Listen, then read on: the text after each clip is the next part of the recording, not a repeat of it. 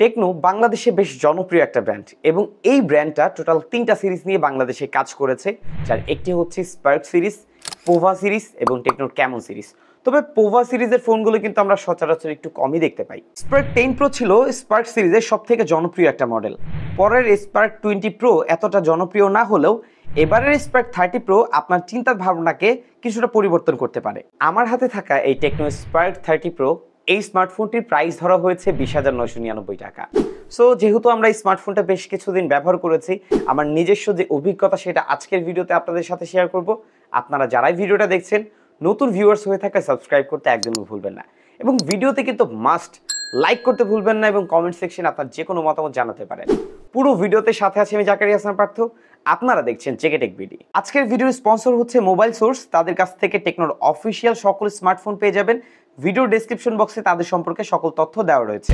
Spark 30 pro স্মার্টফোনটা বাংলাদেশে দুটি এডিশনে লঞ্চ করা হয়েছে, যার একটি হচ্ছে নর্মাল এবং বেসিক এডিশন বলতে পারি, অপরটি হচ্ছে ট্রান্সফরমার এডিশন। ট্রান্সফরমার এডিশনের যে আউটলুক সেটা অনেকের কাছে ভালো লাগতেও পারে আবার নাও লাগতে পারে, তবে পার্সোনালি আমার কাছে ভালো লাগেনি। এটা দেখতে অনেকটা 3D ভাইব ক্রিয়েট করলেও এটা কিন্তু সলিড বিল্ডের এবং সলিড ফিনিশের, তাই এটা ধরলে কিন্তু একটা 3D ফিল কিন্তু পাওয়া যায় না। এছাড়া ব্ল্যাক কালারটার ব্যাক প্যানেলটাও কিন্তু প্লাস্টিক বিল্ডের, তাই এখানেও একটা সলিড বিল্ড দেখতে পাবেন। স্মার্টফোনটার ব্যাক প্যানেলে একটা শ্যাডো টাইপের স্ট্রাইপ দেখতে পাচ্ছি, যা স্লাইড করলে কিছুটা বোঝা যায় এবং দেখতে এতটাও খারাপ বিষয়টা এমন না। এবং এই স্মার্টফোনটা টোটাল 3টা কালার ভেরিয়েন্টে আপনারা পেয়ে যাবেন। 7.8 মিলিমিটার থিকনেসের সাথে এটার ওজন ছিল অলমোস্ট 180 থেকে 190 গ্রামের মধ্যে, তবে স্মার্টফোনটা বেশ লাইট ওয়েট এটা বলতে পারছি, পাশাপাশি বেশ স্লিম বলা যায়। স্মার্টফোনটার সাইড ফ্রেমটা কিন্তু হালকা এইজি করা হয়েছে, তাই এটা যখন আপনি ধরবেন বেশ ভালো একটা গ্রিপ পাবেন এবং কোথাও বেজে যাচ্ছিল বিষয়টা কিন্তু এমন পাইনি। এছাড়া স্মার্টফোনটাকে বাঁচাতে হলে অবশ্যই আপনাকে একটা ব্যাক কভার ব্যবহার করতে হবে, কারণ এটার ব্যাক প্যানেলে কিন্তু প্রচুর স্ক্র্যাচ পড়ার সম্ভাবনা রয়েছে, তবে ফ্রস্টেড ফিনিশ হওয়াতে কোনো প্রকার ফিঙ্গারপ্রিন্টের ছাপ পড়বে না। আর বক্স কন্টেন্টে আপনারা পেয়ে যাবেন একটি warranty card, SIM ejector pin, type A to type C charging cable এবং 33 ওয়াটের একটা চার্জিং ব্রিক। দাম বিবেচনায় এই স্মার্টফোনটার বক্সে এই 33 ওয়াটের চার্জার দিয়ে যদি স্মার্টফোনটাকে আপনি চার্জ করেন তাহলে মোটামুটি 1 ঘন্টা 4 থেকে 5 মিনিটের মধ্যে আপনি 0 to 100% চার্জ করতে পারবেন। ডেডিকেটেড সিম সহ পোর্টস এন্ড বাটনে প্রায় সবকিছু এখানে আমরা দেখতে পাচ্ছি, শুধুমাত্র সেকেন্ডারি নয়েজ ক্যান্সেলেশন মাইক্রোফোনের একটা অভাব কিন্তু এখানে রয়েছে। আর ডলবি অ্যাটমস সাপোর্টের একটা ডুয়াল স্টিরিও স্পিকার দেখতে পাচ্ছেন। স্মার্টফোনটা কিন্তু IP54 এর ডাস্ট অ্যান্ড ওয়াটার রেসিস্ট্যান্ট, তাই হালকা পানির ছিটে ফোটাতে তেমন একটা সমস্যা হওয়ার সম্ভাবনা থাকছে না। এখন সব মিলিয়ে স্মার্টফোনটার ডিজাইন আমার কাছে ভালো লেগেছে এবং যে কারো কাছে এই আউটলুকটা আসলেই ভালো লাগবে। তবে স্মার্টফোনটা ধরে এতটা প্রিমিয়াম ফিল কিন্তু আমি পাইনি। হ্যাঁ, অনেকটা চিপ ফিল হচ্ছিল। পাশাপাশি স্মার্টফোনটার যে সাইড ফ্রেম সেটা কিন্তু অনেকটা গ্লসি, তাই এখানে কিন্তু কালার ড্যামেজ হয়ে যাওয়ার চান্স রয়েছে এবং এটার ব্যাক প্যানেলটা অনেকটা পাতলা মনে হয়েছে, মানে যদি এইভাবে ফু দেয় আর কি তাহলে কিন্তু ফুলে যাচ্ছিল, মানে বেশ পাতলা। সো এটা যদি আরেকটু সলিড বিল্ড করা হতো তাহলে এটার যে প্রিমিয়ামনেস সেটা আরেকটু ফুটে উঠতো। টোটাল ডিসপ্লে সাইজ হচ্ছে 6.78 ইঞ্চি, 120 হার্টজ হাই রিফ্রেশের পাচ্ছি, 1700 নিটস পর্যন্ত পিক ব্রাইটনেস রয়েছে এবং স্ক্রিন টু বডি রেশিও ছিল 93.9%। অলওয়েজ অন ডিসপ্লে, এছাড়াও এটা কিন্তু টিউভি রেন লাইট সার্টিফাইড একটা ডিসপ্লে পাচ্ছি। ইন ডিসপ্লে ফিঙ্গারপ্রিন্ট, যদিও পজিশনটা একটু নিচের দিকে হয়ে গেছে, তবে বেশ ফাস্ট এবং অ্যাকুরেটলি স্মার্টফোনটাকে আনলক করতে পারছিল। পর্যাপ্ত ব্রাইটনেস থাকার কারণে আউটডোরে এটার ভিজিবিলিটি নিয়ে কোনো ইস্যু পাইনি। এছাড়াও 100% DCI P3 কালার থাকার কারণে এটা কিন্তু বেশ কালারফুল একটা এক্সপিরিয়েন্স পাচ্ছিলাম, তবে ব্ল্যাক লেভেলটা আরেকটু ডিপ হলে দেখতে আরও ইমার্সিভ হতো। এছাড়া কন্টেন্ট দেখার ক্ষেত্রে কন্টেন্টগুলো বেশ শার্প পেয়েছি, এছাড়াও এটার মধ্যে কোনো প্রকার নেগেটিভ ইস্যু ফেস করিনি এবং কালারগুলো বেশ স্যাচুরেটেড এবং পাঞ্চি বলতে পারি। এছাড়াও 120 হার্টজ হাই রিফ্রেশের সেটা কিন্তু ইউএফএ টেস্টে বেশ ভালোভাবে পুশ করতে পারছিল এবং কিছু অ্যাপসের ক্ষেত্রে এটা 90 হার্টজ এবং 60 হার্টজও পুশ করতে দেখেছি। আর ডিসপ্লে প্রোটেকশনের ক্ষেত্রে কোন ধরনের গরিলা গ্লাস বা কোনো প্রোটেকশন ব্যবহার করা হয়েছে কিনা সেটা নিয়ে সঠিক কোনো তথ্য কিন্তু টেকনো শেয়ার করেনি। এবং বরাবরই একটা কথা বলে থাকে যে মাল্টিমিডিয়া এক্সপিরিয়েন্সকে আরও বেশি বেটার এবং ইনহ্যান্স করে তোলে স্মার্টফোনটার সাউন্ড কোয়ালিটি। এখন স্মার্টফোনটার সাউন্ড কোয়ালিটিতে আমরা হাইরেস অডিও উইথ ডলবি অ্যাটমসের সাপোর্ট পাচ্ছি, তাই এটা থেকে কিন্তু বেশ লাউড একটা সাউন্ড পাচ্ছি। পাশাপাশি 3x পর্যন্ত এটার সাউন্ড এক্সটেন্ড হয়, সো বেশ লাউড সাউন্ড পাবেন। বাট সমস্যা হচ্ছে এটার মধ্যে যে ব্যাক প্যানেলটা পাচ্ছি পাতলা হওয়ার ফলে যখন এটা দিয়ে আপনি সাউন্ড শুনবেন তখন কিন্তু এটা ব্যাক প্যানেলটা বেশ ভালো পরিমাণে একটা ভাইব্রেট করবে, যে বিষয়টা আমি লক্ষ্য করেছি এবং বিষয়টা আমার কাছে একটু অকওয়ার্ড ফিল দিয়েছে আর কি। এই স্লিম স্মার্টফোনটার মধ্যেও তারা কিন্তু 5000 mAh বিশাল ব্যাটারি অফার করেছে। এছাড়া এটা কিন্তু আমাকে ভিন্ন ভিন্ন অভিজ্ঞতা দিয়েছে, যেমন নর্মালি সোশ্যাল মিডিয়ার অ্যাপগুলো ব্যবহার করার পাশাপাশি বেশ কিছু গেম খেলেও এটার মধ্যে 8 ঘন্টা প্লাস স্ক্রিন অন টাইম পেয়েছি, এবং টানা গেম খেলে আমরা 4 ঘন্টা 50 মিনিটের মতো একটা স্ক্রিন অন টাইম পেয়েছি। এবং এই স্মার্টফোনটা যদি কেউ নর্মালি ব্যবহার করে অথবা একটু হেভি ব্যবহারও করে, তারপরেও আরামসে একদিন পার করতে পারে। স্মার্টফোনটার মধ্যে চার্জারটাও মোটামুটি ভালো পেয়েছি, তবে বক্সে যে ক্যাবেলটা প্রোভাইড করা হয়েছে, আমি পূর্বেও একটা ভিডিওতে বলেছিলাম যে টেকনো ইনফিনিক্সের ক্যাবেলগুলো অনেক নর্মাল কোয়ালিটির হয়ে থাকে, তাই আমার মনে হচ্ছে যে এই ক্যাবেলটা পরিবর্তন করা উচিত, কারণ অনেকেই কমপ্লেন করছে যে ক্যাবেল অথবা চার্জারগুলো খুব দ্রুত নষ্ট হয়ে যায়। চার্জারটা মোটামুটি সলিড বিল্ডের, বাট ক্যাবেলটা পরিবর্তন করা উচিত। এবং হ্যাঁ, আপনারা যারা এখন পর্যন্ত ভিডিওতে লাইক করেননি, এখনই ভিডিওতে লাইক করে দিন, কমেন্ট করে আপনার যে কোনো পরামর্শ জানাতে পারেন। আবারও বলছি, নতুন ভিউয়ার্স যারা আছেন, ভালো লাগলে সাবস্ক্রাইব করতে একদমই ভুলবেন না। এই ফোনটাতে 8GB র্যামের পাশাপাশি রয়েছে 8GB ভার্চুয়াল র্যাম, 128GB রম, যে UFS 2.2 স্টোরেজ টাইপ। স্মার্টফোনটার মধ্যে রিড রাইট স্পিড ঠিকঠাকই মনে হয়েছে। 8GB র্যাম অনুযায়ী স্মার্টফোনটার মধ্যে মাল্টিটাস্কিং এক্সপিরিয়েন্স বেশ ভালোই ছিল, কোনো প্রকার অ্যাপ ক্র্যাশ করতে দেখিনি। 6-7টা অ্যাপ, 8-9টা অ্যাপ মোটামুটি বেশ ভালোভাবে ব্যবহার করতে পেরেছি, কোনো সমস্যা হয়নি। অ্যাপ ওপেনিং টাইম মোটামুটি ফাস্টই মনে হয়েছে, অ্যাপ টু অ্যাপ সুইচিংও বেশি স্মুথ রেজাল্ট পেয়েছি। এছাড়া র্যাম ম্যানেজমেন্টের ক্ষেত্রে কোনো প্রকার হিকআপ, স্টার্টারিং, মাল্টিটাস্কিংয়ের ক্ষেত্রে কোনো ল্যাগ, এই ধরনের কিন্তু ইস্যু আমরা ফেস করিনি। অফিস ওয়ার্কের যে কোনো অ্যাপ কিন্তু আপনি চাইলে স্মার্টফোনটার মধ্যে ব্যবহার করতে পারবেন, কোনো সমস্যা হবে না। আর এখানে কিন্তু প্রসেসর হিসেবে রয়েছে মিডিয়াটেকের হিলিও Z100, যা একটা নিউ চিপসেট, যার ট্রানজিস্টর সাইজ হচ্ছে 6 ন্যানোমিটার, যার মেইন ক্লক স্পিড 2.2 GHz, আর জিপিইউ পাচ্ছি ম্যালি G57MC2। এবং আবারও ঠিক একই কথা বলতে হচ্ছে, মিডিয়াটেকের হিলিও Z99 প্রসেসরের সাথে Z100 এর অলমোস্ট কোনো পার্থক্য নাই, ঠিক একই টাইপের আর্কিটেকচারে কিন্তু দুটি প্রসেসরই রয়েছে, তাই এই রিব্র্যান্ডেড একটা চিপসেট বলতে পারি।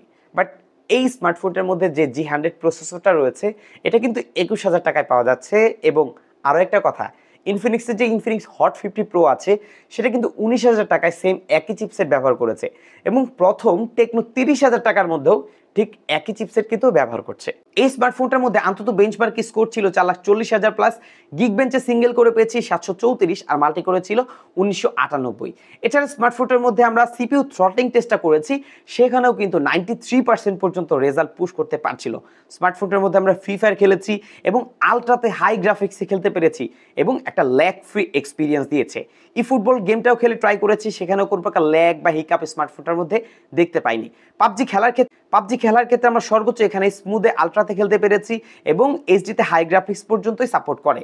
স্মুথে আলট্রাতে খেলে আমরা 37 থেকে 40 FPS এর মতো পেয়েছি, যার রেজাল্ট মোটামুটি ভালো ছিল। এছাড়াও কল অফ ডিউটি, আশফাল 9 এই ধরনের গেমগুলোর রেজাল্ট কিন্তু স্মার্টফোনটার মধ্যে বেশ ভালোই পাবেন। তবে যারা পাবজি লাভার আছেন অথবা হাই গ্রাফিক্সের গেমগুলো খেলতে চান, তাদের উদ্দেশ্যেই বলতে চাই, স্মার্টফোনটার মধ্যে যখন আপনি টানা 2 থেকে 3 ঘন্টা গেম খেলবেন, সেই অবস্থায় কিন্তু এটার মধ্যে হালকা পাতলা ল্যাগ, ফ্রেম ড্রপ, এই বিষয়গুলো দেখতে পাবেন। সো এই বিষয়টা মাথায় রেখে গেম খেলা ট্রাই করবেন। হ্যাঁ, 1 ঘন্টা আধা ঘন্টা যদি খেলেন, তেমন একটা ল্যাগ বা ফ্রেম ড্রপের দেখা পাবেন না, তবে অ্যাকশন মুভমেন্টে গিয়ে হালকা পাতলা ল্যাগ দেখতে পারেন। বাট স্মার্টফোনটার মধ্যে আপনাদের যদি সম্ভব হয়, একটা গেমিং কুলার ব্যবহার করা ট্রাই করবেন, সেক্ষেত্রে স্মার্টফোনটাকে ঠান্ডা রাখবে এবং আপনার রেজাল্ট কিন্তু কিছুটা ভালো আসবে। পাশাপাশি এটার মধ্যে কিন্তু কোনো প্রকার কুলার কন্ট্রোলিং সিস্টেম ব্যবহার করা হয়নি, তাই গেমিং কুলারটা ব্যবহার করার পরামর্শ রইল।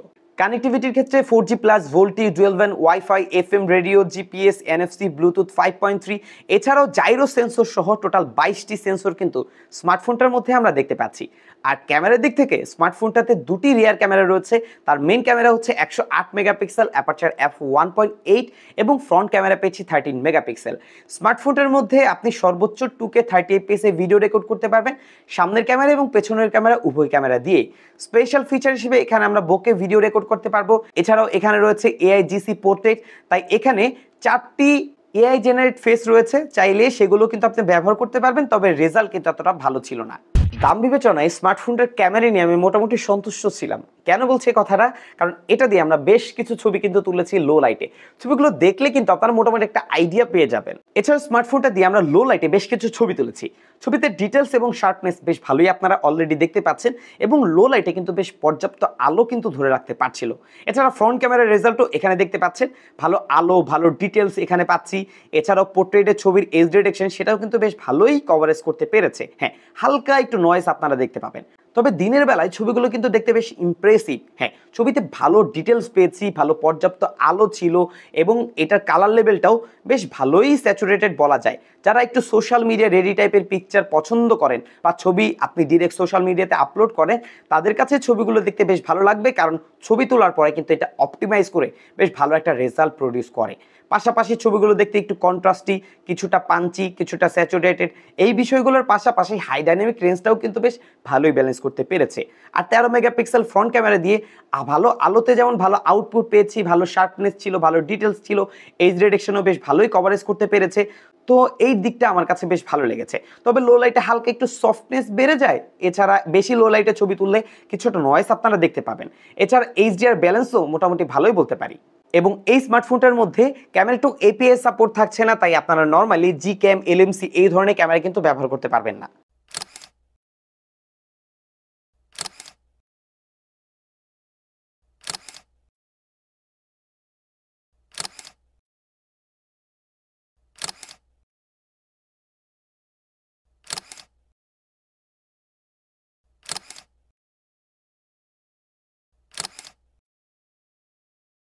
এখন এই স্মার্টফোনটার মধ্যে যেই ধরনের স্পেসিফিকেশন অফার করা হয়েছে, এটা হয়তো অনেক অফিসিয়াল ব্র্যান্ডের ঘুম হারাম করে দিয়েছে। শুধুমাত্র একটা ব্র্যান্ডেরই পারেনি, সেটা হচ্ছে ইনফিনিক্স, কারণ অনেকটাই সিমিলার টাইপ একটা স্পেসিফিকেশন কিন্তু ইনফিনিক্স হট 50 প্রো স্মার্টফোনটার মধ্যে রয়েছে। আমরা খুব শীঘ্রই দুটো ফোনের মধ্যে একটা কম্পেয়ার ভিডিও নিয়ে আসবো। সেই ভিডিওটা দেখতে হলে অবশ্যই আপনাকে এই ভিডিওতে লাইক করতে হবে এবং চ্যানেলটা সাবস্ক্রাইব করে রাখতে হবে। এবং স্মার্টফোনটা ভালো কিছু দিক রয়েছে, যেমন স্মার্টফোনটার মধ্যে খুব সুন্দর একটা ডিসপ্লে পাচ্ছি, আবার 120 হার্টজ হাই রিফ্রেশের পর্যাপ্ত ভালো একটা ক্যামেরা পাচ্ছি, চার্জিং ব্যাকআপটাও মোটামুটি ভালো ছিল, চার্জারটাও ফাস্ট চার্জার পেয়েছি। এখন কস্ট কাটিং বলতে এটার মধ্যে আমরা যে ব্যাক প্যানেল পাচ্ছি সেটা যদি আরেকটু বেটার হতো সেটা ভালো হতো, অথবা এটার মধ্যে সেকেন্ডারি নয়েজ ক্যান্সেলেশন মাইক্রোফোন সেটার মিসিং দেখতে পেয়েছি। এই সকল দিক থেকে কিন্তু স্মার্টফোনটার কস্ট কাটিং করা হয়েছে। সো আই হোপ, আশা করছি স্মার্টফোন সম্পর্কে একটা বিস্তারিত আইডিয়া পেয়ে গেছেন। আমার মনে হয় স্মার্টফোনটা যদি 20,000 টাকা রাখা হতো তাহলে আরও ভালো হতো। সো বিদায় নিষেধ জাকারিয়া পার্থ, আপনারা দেখছিলেন জেকে টেক বিডি।